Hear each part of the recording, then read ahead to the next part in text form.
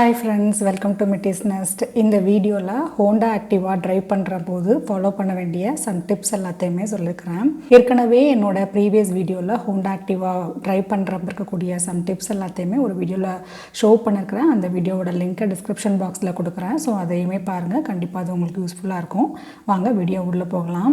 இப்போ Honda Activa drive பண்ணிட்டு இருக்கும்போது இப்போ ரைட் சைடு நீங்க டர்ன் பண்ணனும் அப்படின்ற மாதிரி வரும்போது என்ன பண்ணனும் அப்படினா ஃபர்ஸ்ட் ரைட் சைடு இண்டிகேட்டர் போட்டுக்கோங்க. அதுக்கு அப்புறமா லெஃப்ட் ஹேண்ட்ல இருக்கக்கூடிய பிரேக்கை இது மாதிரி லைட்டா பிடிச்சிட்டு சைடு திருப்பணும். அவ்வளவுதான். இந்த மூணு டிப்ஸை மட்டும் ஃபாலோ பண்ணீங்க அப்படினா ஈஸியா நீங்க ரைட் சைடு டர்ன் பண்ணிடலாம். சோ இப்போ நான் அடுத்து ரைட் சைடு டர்ன் பண்ணும்போது எப்படி பண்றேன் அப்படின்றத பாருங்க. இப்போ லாங்ல பாத்தீங்கன்னா உங்களுக்கே தெரியும் ரைட் சைடு ஒரு டர்ன் பண்ண போறேன். சோ இப்போ என்ன பண்றேன் அப்படினா ஜஸ்ட் பிரேக்கை பிடிச்சிட்டு ஹேண்ட் பாரை ரைட் சைடு லைட்டா டர்ன் பண்ணிட்டு அப்படியே டிரைவ் பண்ண வேண்டியது தான். ஸோ இப்படி ஓட்டும்போது நீங்கள் காலை கீழே வைக்கணும் அப்படின்ற அவசியம்லாம் கிடையாது. என்ன ரீசன் அப்படின்னா ரொம்ப தூரத்தில் தான் அந்த டேர்னிங் இருக்குது அப்படின்றதுனால. இதே வந்து பக்கத்துலேயே நீங்கள் டேர்ன் பண்ணணும் அப்படின்ற போது என்ன பண்ணணும் அப்படின்னா இது மாதிரி எப்பயும் போல் பிரேக்கை பிடிச்சிக்கோங்க. பிரேக்கை பிடிச்சிட்டு இப்போ பார்த்தீங்கன்னா நம்ம எந்த சைடு டேர்ன் பண்ணணுமோ, அதாவது இப்போது ரைட் சைடு டேர்ன் பண்ணுறீங்க அப்படின்னா ரைட் சைடு காலை வச்சு கீழே பேலன்ஸ் பண்ணிக்கோங்க. பேலன்ஸ் பண்ணிவிட்டு ரொம்ப ரைஸ் பண்ணாமல் கொஞ்சமாக அசலரேட்டரை ரைஸ் பண்ணிட்டேவும் இது மாதிரி காலில் பேலன்ஸ் பண்ணி மூவ் பண்ணிக்கோங்க. டேர்னிங் கிடச்சிட்டு நல்ல கரெக்டான ஸ்ட்ரைட் ஸ்பேஸ் கிடச்சிருச்சு அப்படின்னா நீங்கள் கண்டினியூஸாக ஸ்பீடு ஏற்றிட்டு ட்ரைவ் பண்ணிக்க வேண்டியது தான். ஸோ இப்போ பார்த்தீங்கன்னா லாங் டிஸ்டன்ஸில் இது எப்படி பண்ணுறேன் அப்படின்றத காட்டுறேன் பாருங்கள். அதாவது இது எப்படின்னா ரொம்ப பக்கத்துலேயே டேர்ன் பண்ணும்போது இப்போது இதில் ரைட் சைட் டேர்ன் பண்ணுறதுக்காக காமிச்சிருக்கிறேன். ஸோ இதே மாதிரி தான் லெஃப்ட் சைட் டேர்ன் பண்ணுறீங்க அப்படின்னா லெஃப்ட் சைடில் ஹேண்ட் பாரை திருப்பிட்டு ஆஸ் யூஷுவல் நான் சொன்ன அதே டெக்னிக்ஸ் எல்லாத்தையுமே ஃபாலோ பண்ணிக்கோங்க. ஹோண்டா ஆக்டிவாவில் எப்படி சென்டர் ஸ்டாண்ட் போடுறது அப்படின்றத பார்க்கலாம். அதுக்கு லெஃப்ட் சைடில் இது மாதிரி பிரேக்கை பிடிச்சிக்கோங்க. அதுக்கப்புறமா ரைட் ஹேண்ட் இருக்கு இல்லையா, அதை இந்த மாதிரி ஒரு ஸ்பேஸ் இருக்கும், அந்த பாரை இது மாதிரி பிடிச்சிக்கோங்க. பிடிச்சிட்டு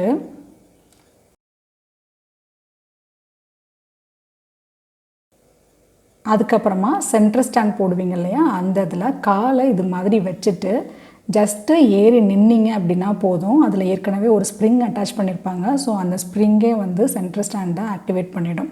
ஸோ நீங்கள் ரொம்ப கஷ்டப்பட்டு போடணும் அப்படின்ற அவசியம் கிடையாது. ரொம்ப ஈஸியாகவே போட்டுடலாம். இப்போ இந்த சென்டர் ஸ்டாண்ட்லேருந்து நீங்கள் எடுக்கிறீங்க அப்படின்னா அப்போ வந்து என்ன பண்ணணும் அப்படின்னா லெஃப்ட் சைடில் பிரேக்கை பிடிச்சிக்கோங்க.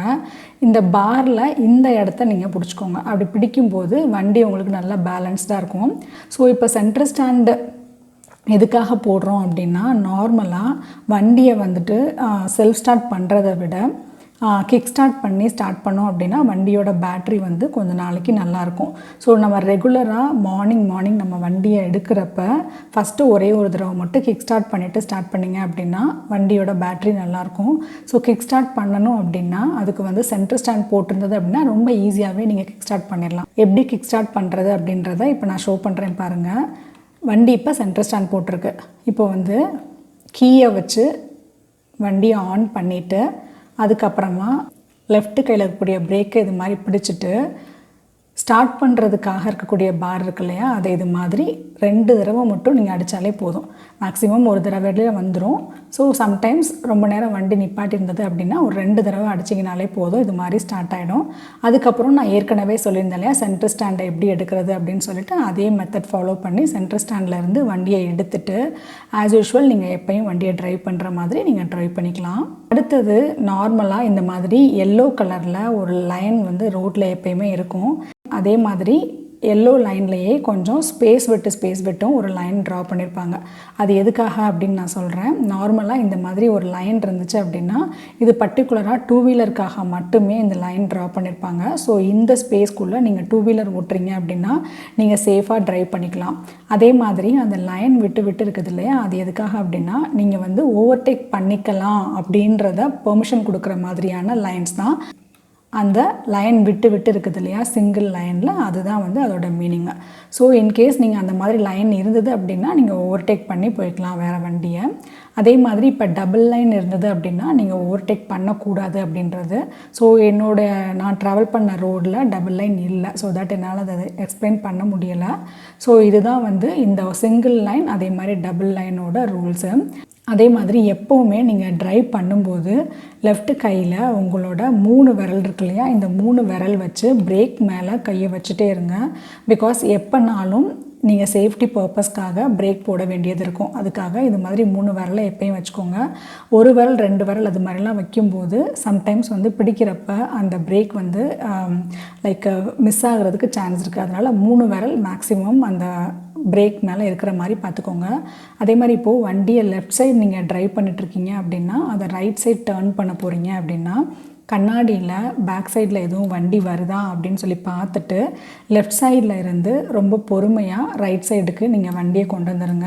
கொண்டு வந்ததுக்கு அப்புறமா நீங்கள் ரைட் சைடு டர்ன் பண்ண போகிறீங்க அப்படின்றத பேக் சைடில் வரக்கூடிய வண்டிகளுக்கு மென்ஷன் பண்ணுற மாதிரி இப்போ நான் காட்டுறேன் பாருங்களேன். இதே மாதிரி நீங்கள் கையை காமிச்சிட்டு அதுக்கப்புறமா நீங்கள் வண்டியை ரைட் சைடு திருப்பிக்கோங்க. அதே மாதிரி ரைட் சைடு திரும்பும்போது ஆப்போசிட் சைடில் இருந்தும் கார் அது மாதிரி ஃபாஸ்ட்டாக வர்றதுக்கு சான்சஸ் இருக்குது.